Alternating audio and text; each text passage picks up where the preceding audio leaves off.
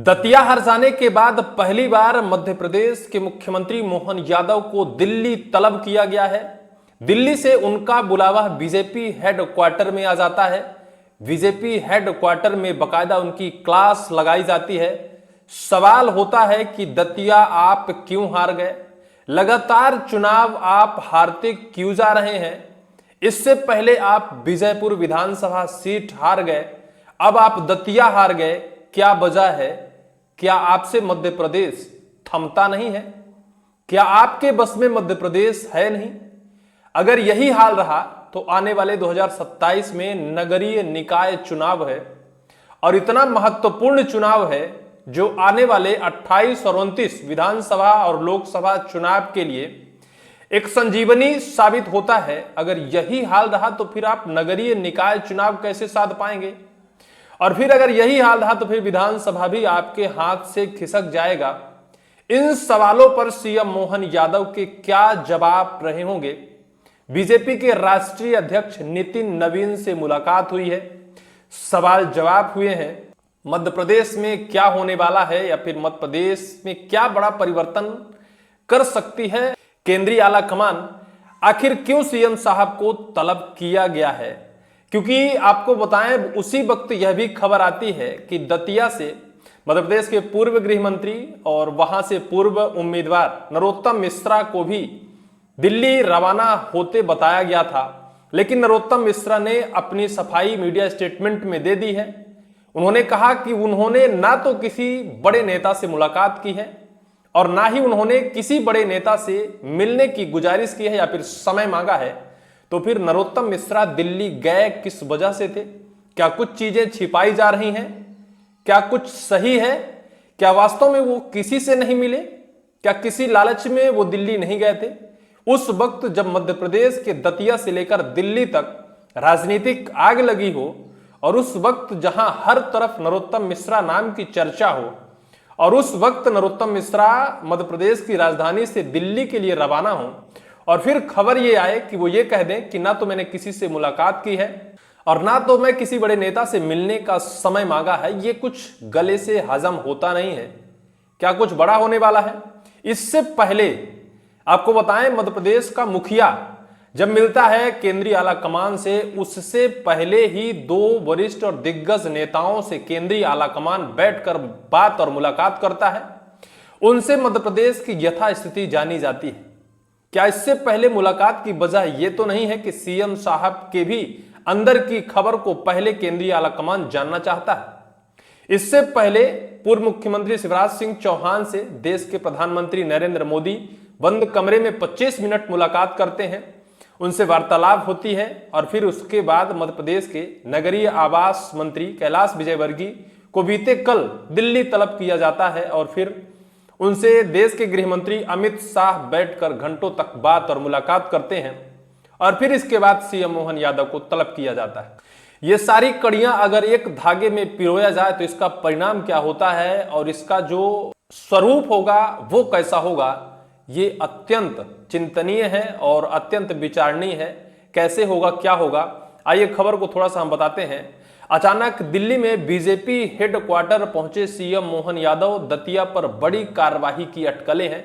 पत्रिका लिख रहा है कि बड़ी कार्रवाई हो सकती है क्योंकि मोहन यादव को अंतिम में तलब किया गया है। नितिन नवीन से मुलाकात की है और नितिन नवीन जी के चेहरे पर जिस तरह से शिकस्त है तो निश्चित तौर पर एमपी में बड़ा कुछ होने वाला है। सीएम डॉक्टर मोहन यादव गुरुवार को दिल्ली में थे। दतिया उपचुनाव में भाजपा की हार के बाद सीएम का यह पहला दिल्ली दौरा था। सीएम मोहन यादव ने कई केंद्रीय मंत्रियों सहित राष्ट्रीय नेतृत्व से मुलाकात की। वो बीजेपी के राष्ट्रीय अध्यक्ष नितिन नवीन से भी मिले। सीएम मोहन यादव ने बीजेपी हेडक्वार्टर में संगठन महामंत्री बीएल संतोष से मुलाकात की, जिसे सबसे अहम माना जा रहा है। अब दतिया पर बड़ी कार्रवाई की अटकलें तेज हो गई हैं। बीएल संतोष जी से मुलाकात की है, राष्ट्रीय अध्यक्ष नितिन नवीन जी से भी मुलाकात की है और इसके बाद अटकलें हैं कि बड़ी कार्रवाई हो सकती है। जवाब तलब हुआ है कि भाई आप लगातार चुनाव हार क्यों रहे हैं? आपकी अगुवाई में एमपी आखिर पीछे क्यों जा रहा है? क्यों आप जीत नहीं पा रहे हैं? आपको पूरी सत्ता दी गई है, पूरा सिस्टम है, पूरा प्रशासन आपके हाथ में है, चारों तरफ आप ही आपके लोग हैं, पूरी योजनाएं आपकी हैं, पूरे घर से लेकर बाहर तक, जिस तरह से कहा जाए कि धरती से लेकर आसमान तक, हवा से लेकर पानी तक, हर जगह आपका कब्जा है। और फिर भी आपके पक्ष में अगर जनता मत नहीं कर रही है तो इसका मतलब है कि कहीं ना कहीं आपके अंदर ही कमियां हैं। और अगर आपके अंदर कमियां हैं तो क्या आपको हटा दिया जाना चाहिए? सवाल आज यही घूम रहा है चारों तरफ, मीडिया से लेकर राजनीतिक गलियारों में, कि क्या सीएम मोहन यादव को हटा दिया जाएगा? क्योंकि परिणाम और अंजाम यहीं तक पहुंचता है और कुछ नेताओं की जो भागा दौड़ी है उसके भी परिणाम यहीं पहुंचते हैं, यहीं तक वो आकर रुक जाते हैं। मध्य प्रदेश से लेकर दिल्ली तक सियासी गलियारों में सीएम मोहन यादव के दिल्ली दौरे और मेल मुलाकात को लेकर कई कयास लगाए जा रहे हैं।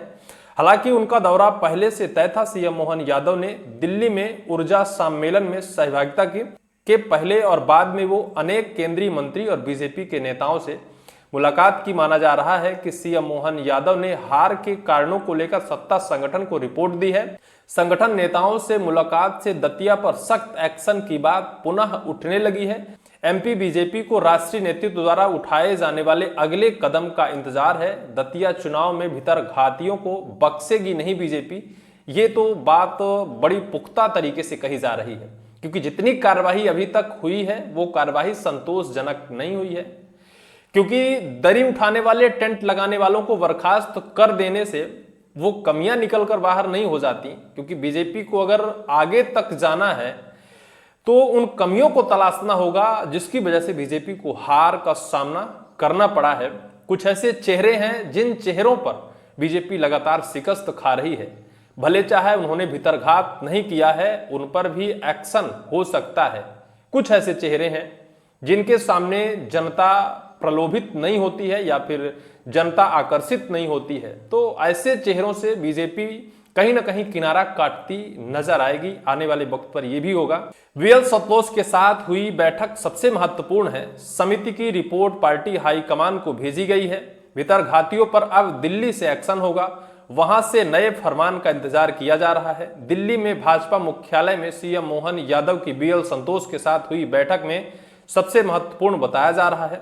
इस हार के बाद बीजेपी के अंदर खलबली मची है और यही हार है कि अब बीजेपी की नींवों को हिला दिया है, जड़ों को ऐसे ही झकझोर दिया है कि अब बीजेपी को खुद पर विश्वास नहीं हो रहा है, खुद के नेताओं पर विश्वास नहीं हो रहा है। बड़ा परिवर्तन होगा, बड़ा बदलाव होगा। हो सकता है कि सीएम साहब को बदला जाए, हो सकता है कि और कुछ बड़े बदलाव किए जाएं, लेकिन खबरें कहती हैं कि बड़ा बदलाव होगा। क्या होगा? क्योंकि मोहन यादव की तलब के बाद कई बड़ी चर्चाएं हैं। नरोत्तम मिश्रा से केंद्रीय आला कमान मुलाकात नहीं किया, इसको लेकर भी बड़ी अटकलें हैं। वास्तव में नरोत्तम मिश्रा जिम्मेदार नहीं है जिस तरीके से केंद्रीय आला कमान उनसे मुलाकात करने से परहेज किया, क्योंकि सत्ता और संगठन पावर जिसके हाथ में है, असल जिम्मेदारी उसी की होती है। प्रत्याशी और उम्मीदवार उतना जिम्मेदार नहीं होता है। बहरहाल इस पूरी वीडियो को लेकर आपकी क्या राय होगी कमेंट सेक्शन पर कमेंट आप जरूर करिएगा।